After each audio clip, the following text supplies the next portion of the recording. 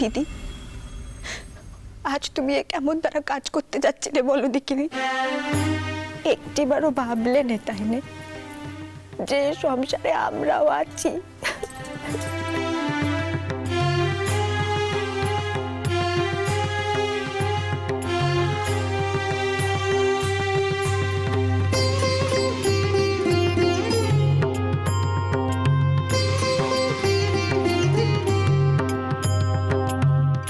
বড় বউ, এখন কেমন বোধ করছিস? একটু সুস্থ বোধ করছিস তো?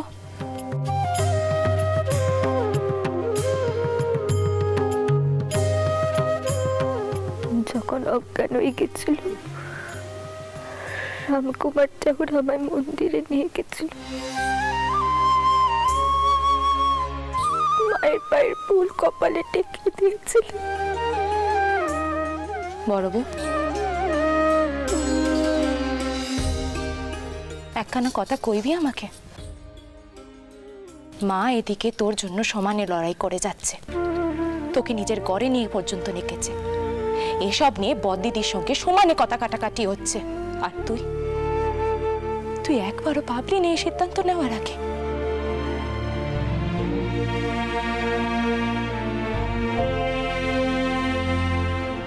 তুই একবারও ভাবলি নে যদি আজ তোর কিছু হয়ে যেত, যদি তুই আজ নিজেকে শেষ করে দিতিস, তাহলে মা নিজের মুখ কোথায় রাখতো?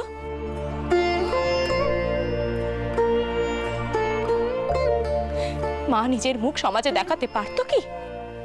সমাজে মা নিজের মুখ দেখাতে পারতো? আর মাসিমণি, দিদিমা খুব কষ্ট পেয়েছে তাই না? পাবেন না? আমি মাকে এ ঘরে আসতে মানা করে দিয়েছি, কারণ আমি জানতো তুই এখন মায়ের মুখোমুখি হতে পারবি না। ও দিদি, দোয়াই তোমার, এমন করে কেঁদো নে দিদি, কেঁদো নে। তুমি যে ফিরে এসো এই অনেক। দেখো, আমি তোদের দুজনকেই কয়েছি,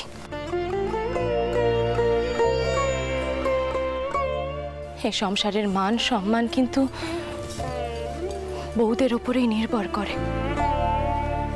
কোনো সিদ্ধান্ত নেওয়ার আগে কিন্তু 10 বার ভাবতে হয়। দেখ বড় বউ, এরকম ভাবিস নি যে আমি তোর দুঃখ কষ্ট বুঝতে পারছি না, কিন্তু মেয়েদের যে অনেক কিছু সহ্য করতে হয় মা, শুধুমাত্র নিজের সংসারের জন্য। যাক,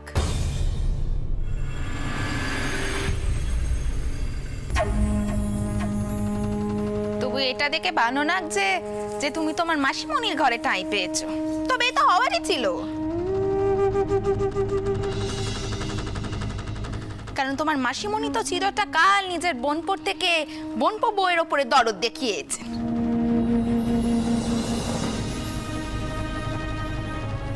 কোথায় মা আমার ময়নটাকে দোষী সাব্যস্ত করে এই বউকে খুঁজতে পাঠালো, আর এই বউ তো দেখছি দিব্যি ফিরে এসেছে। এই যে বউ, এখন তো মনে হচ্ছে এরকম কাণ্ডি হতেই থাকবে তাই না? কারণ নিজের স্বামীকে তো সকলের চোখে ছোট করতে হবে তোমায়। বড়দিদি, এ কি করছে কি তুমি? তুমি এদিকে এসো, কি হচ্ছে এটা কি এসব? বড়দিদি, তুমি জানো আজ বড় বউ কি করতে গেছিল? বড় বউ আজ দক্ষিণেশ্বরের ঘাটে নিজেকে শেষ করে দিতে গেছিল। কি? হ্যাঁ হ্যাঁ বড়দিদি, আজ যদি কোনো অঘটন ঘটে যেত তাহলে তুমি কাউকে নিজের মুখ দেখাতে পারতে? চলো চলো এখন এখান থেকে। এই ছোট্ট কি বলছি, এই ঘটনা মা জানেন রে? মা যদি জেনে থাকেন তাহলে তো আমার ময়নকে দোষী ঠাউর করবেন। এই ও একদিন সকলকে শেষ করে দেবে আমাদের। এখন এসব কথা বলার সময় নয়, তুমি চলো এখান থেকে।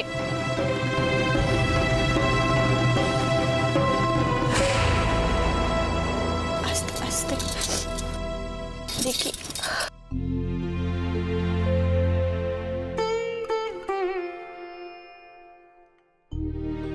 জানিস বউ, আমি শুধু দেখতে চেয়েছিলাম আমি মরলে তোর বাসুরটা হচ্ছিতে আগুন দিতে আসেন কিনা। বোধহয় আসতেন নি, জানিস?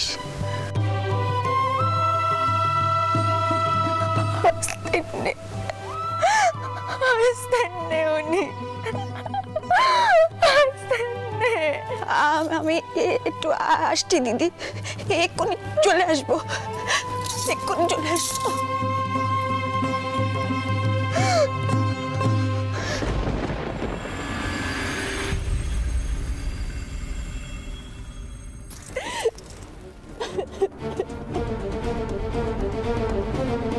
জানিস বউ, আমি শুধু দেখতে চেয়েছিলাম আমি বললে তোর বাসুর টাহুর চিতে আগুন দিতে আসেন কিনা।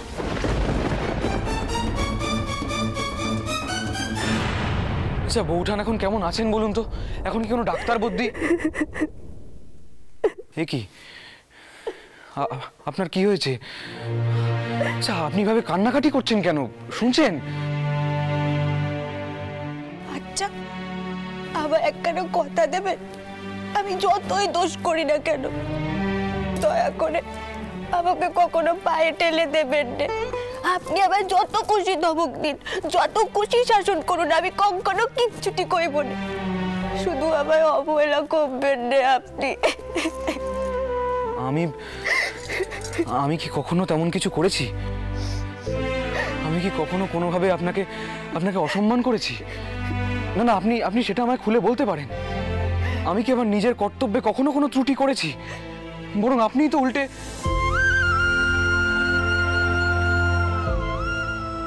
তো উল্টে গুরুদেবের আশ্রমে চলে যেতে চেয়েছিলেন। সে তো আমি ভেবেছিলাম আমি চলে গেলে বোধহয় আপনার আরেকখানা মেয়ে হবে, আপনি তাতে খুব সুখী থাকবেন। সত্যি তো আমি আপনার যোগ্য নই।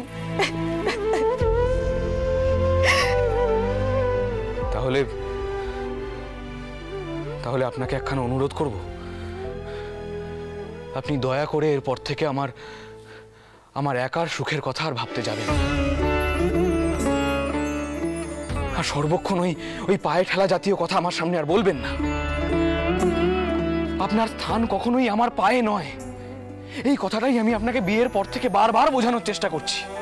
বারবার বলছি যে আপনি লেখাপড়াটা শিখুন, তাহলে বুঝতে পারবেন আপনার স্থান কখনোই কারুর পায়ে নয়। যাই হোক, আচ্ছা আপনি বলুন তো বউঠান এখন কেমন আছেন? উনি কি এখন একটু সুস্থ বোধ করছেন? দিদির দুঃখ চোখে দেখা যাচ্ছে না। আচ্ছা দিদি তো সামান্য লেখাপড়া কানা শিখেছে, কোনোভাবেই আমার মতন না। তাও দিদির কপালে এত দুঃখ কেন লেখা হলো কইতে পারেন? কেন মান পাবে না আবার দিদি? কেন এমন করে দিদি নিজেকে শেষ করে দিতে গেল কইতে পারে?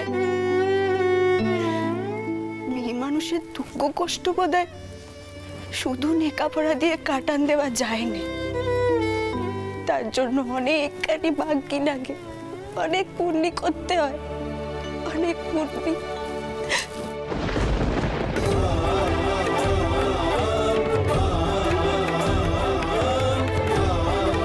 মেয়ে মানুষের দুঃখ কষ্ট বোধহয় শুধু লেখাপড়া দিয়ে কাটান দেওয়া যায় না, তার জন্য অনেকখানি ভাগ্যি লাগে, অনেক পুণ্যি করতে হয়, অনেক পুণ্যি।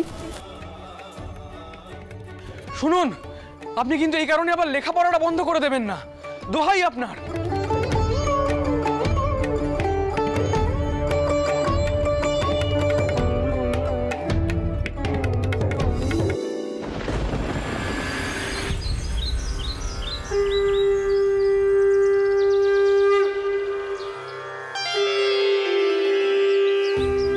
মামা ও তো এবার ফুল তুলতে যাবেন নি?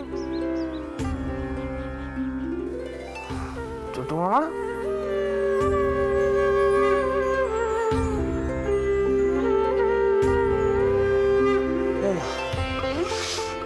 সকাল সকাল গেল কোথায় দুজনে?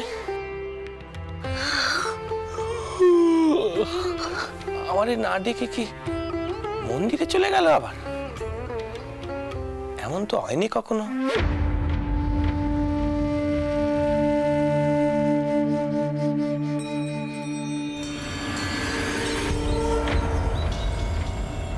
দাদা গো, একটু খুলে কওনি আমাকে, কোথায় নিয়ে চললে? হ্যাঁ, এ তো আচ্ছাকের হয়ে পড়া গেল, সকালের পুজোটা পর্যন্ত হয়নি, তুমি আমাকে টেনে বার করে নিয়ে এলে। ও দাদা, রাতে ঘুমটা পর্যন্ত ভালো করে হয়নি গো।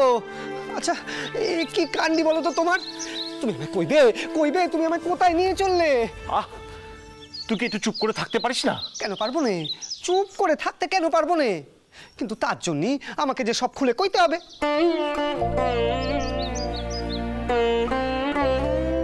শোন গদাই, তোকে আমি যেখানে নিয়ে যাচ্ছি সেখানে তোর যাওয়াটা প্রয়োজন রে।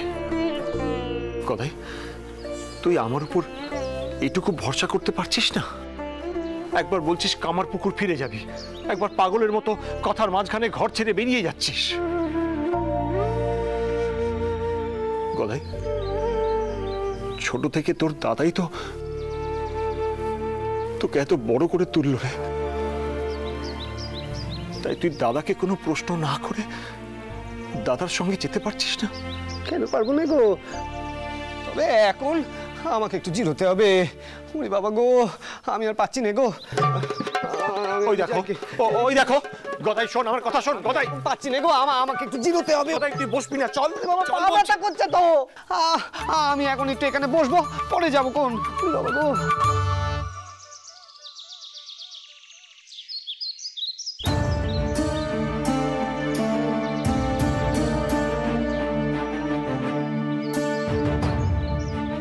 অভিষেক কর তোর ভাইয়ের, দীক্ষিত কর তন্ত্র মতে।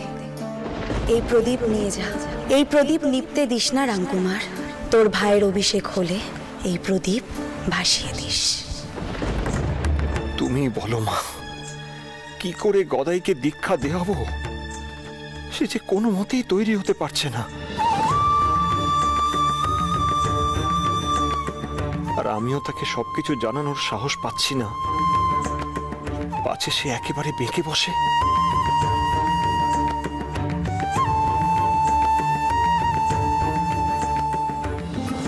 তুমি পথ দেখাও মা, তুমি পথ দেখাও।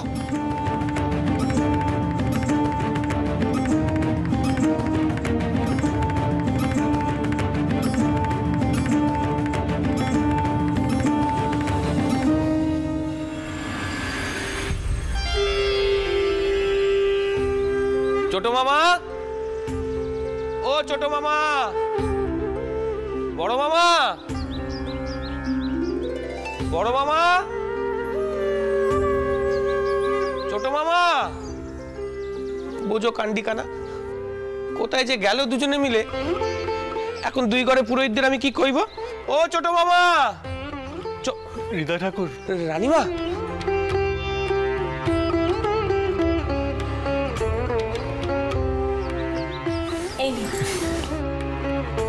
আচ্ছা হৃদয়টাও চোরটাও কি গোবিন্দ করেই আছে এখন? এগে এগে না, মামারা সকাল সকাল কোথায় যেন বেরিয়েছেন। সে কি, চাটুর্যে মশাই আবার কোথায় গেলেন? আমাদের যে চাটুর্যে মশাইয়ের সাথে জরুরি কথা ছিল। আগে সেজবাবু, বড় মামা হয়তো এখনই ফিরবেন, কাউকে তো কিছু কয়ে যাননি। আজও তিনি কিছু না কয়ে চলে গেছেন। আচ্ছা হৃদয়টা, আমাকে এখানে কথা বলুন দেখি, চাটুর্যেটাও সুস্থ আছেন তো? না আসলে সেদিন তিনি কইলেন মন্দিরের জন্য নতুন পূজারীর খোঁজ করতে হবে।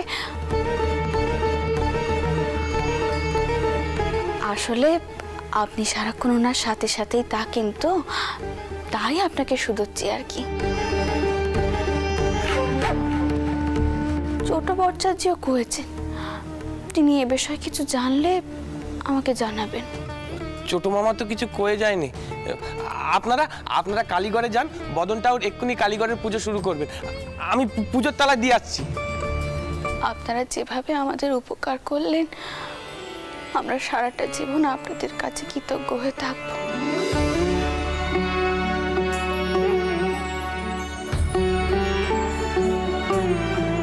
আপনারা আমার বড় নাতবউকে রক্ষা করেছেন, আমার মান সম্মান রক্ষা করেছেন।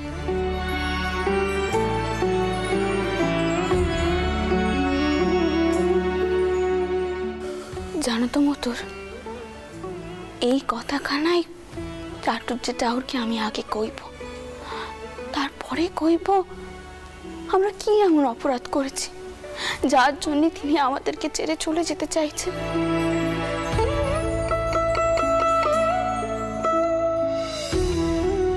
তিনি জবে থেকে এই কথাখানা কয়েছেন নি,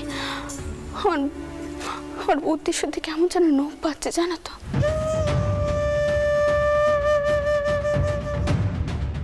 আর তারপর থেকে আমি টিনাকে যেন ধরতেই পাচ্ছি না। মা, আমি বলবো আপনি অপেক্ষা করে চাটুজ্যমশাইয়ের সাথে কথা বলেই একেবারে বাড়ি ফিরবেন। না না, অত সহজে চাটুজ্যমশাইকে আমরা এই মন্দির ছেড়ে যেতে দেব না। আমার খুব অস্থির অস্থির লাগছে মতো, খুব অস্থির অস্থির লাগছে। যেভাবেই হোক আর চাটুজ্যমশাইকে ধরতেই হবে, জানতেই হবে যে তিনি কেন এমন কথা কইলেন, কেন।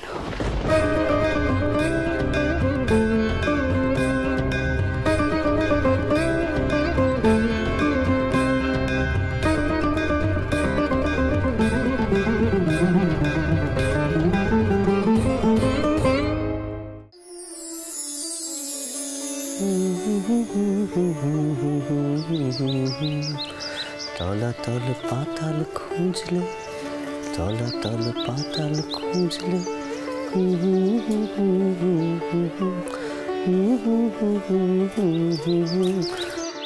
ও গদাই, আর কতক্ষণ বসে থাকবি?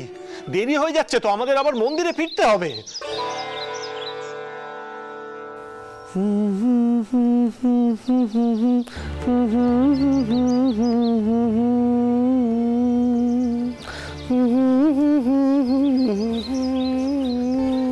আচ্ছা বল বল, তুই কি জানতে চাস বল। কিছু নেই তো, আমি কিচ্ছু জানতে চাইনি। আমার কি প্রয়োজন তোমার পেট থেকে কথা টেনে বার করা? না, কিন্তু একটা কথা আমি তোমায় কইছি, আমি কামার পুকুরে গেলে মাকে কইব তোমার মাথা কানাও গেছে, বৌদি দেখাতে হবে। বুঝতে পেরেছি, তোকে সব বুঝিয়ে না বললে তুই যাবি না। ও দাদা গো, সত্যি আমি বুঝতে পারছি না গো, তুমি ভোরের বেলা এই দেখে পর্যন্ত কিছু না জানিয়ে আমাকে টেনে নিয়ে চললে কোথায়? হ্যাঁ, আর একটা কথা আমি বুঝতে পারছি না, তুমি রানীমাকে কেন কইছো তুমি আর কালীঘরে পুজো করবে না, অন্য পুজোরি আসবে কেন গো? ও দাদা গো, কেন কইছো এই কথা? আমাকে খুলে বলো না। ও দাদা গো, কেন কইছো? আমি কি চিরটাকাল বেঁচে থাকবো গদাই? দাদা,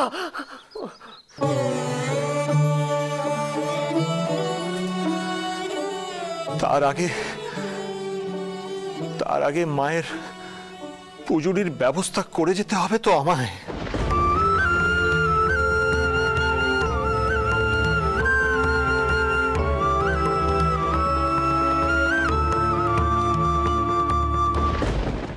এক ভৈরবী মা আমাকে নির্দেশ দিয়েছেন, আমার পরে কে মায়ের পুজোরি হবে তার খোঁজ করার।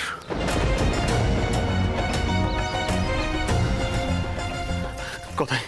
আর আমি তাই তোকে তৈরি করে দিতে চাই। আমি তোকে নিয়ে যাচ্ছি এখন কেনারাম ভট্টাচার্যের কাছে সাক্ষাৎ করিয়ে দিতে, তিনি তোর দীক্ষার ব্যবস্থা করবেন। চল চল গদাই, আয় আয় আয়। দীক্ষা? তুমি আমাকে লুকিয়ে নিয়ে চলেছ দীক্ষা দেবে বলে? হ্যাঁ গদাই, তন্ত্র মতে দীক্ষিত হবি তুই, তবে তো মায়ের পুজো তুই করতে পারবি। না, আমি কোথাও যাব না, আমি দীক্ষা দিতে কোথাও যাব না। এই জন্য তুমি আমাকে লুকিয়ে চুরিয়ে নিয়ে যাচ্ছিলে গো। তা নয় তো কি, তোকে বললে তুই যেতিস? চল চল লক্ষ্মী লক্ষ্মী ভাই আমার, চল। না না না না না, আমি যাবো না, আমি যাবো না। আমি কামার পুকুরে মাকে পত্তর দেব। আমি মাকে কইব তুমি শহরে এসে কেমন দাঁড়া যেন বদলে গেছো গো, বদলে গেছো। আমি মাকে কইব, আমি মাকে কইব। আমি যাবো না, কোথাও যাবো না। কথা শোন, আমি চললুম দাদা, আমার কথাটা শোন। কোথায় কোথায় যাস না? কোথায়? আমি চললুম। কোথায়? আমি যাবো না, শোন, আমি যাবো না। কোথায়? আমি যাবো না, আমি দীক্ষা নেব না গো, দীক্ষা নেব না।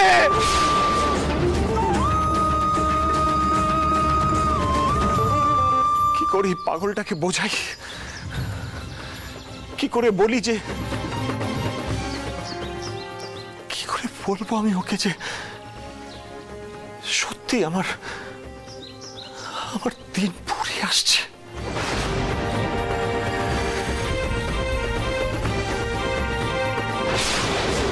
জবা ফুল ঝরে ঝরে পড়ছে রাত থেকে,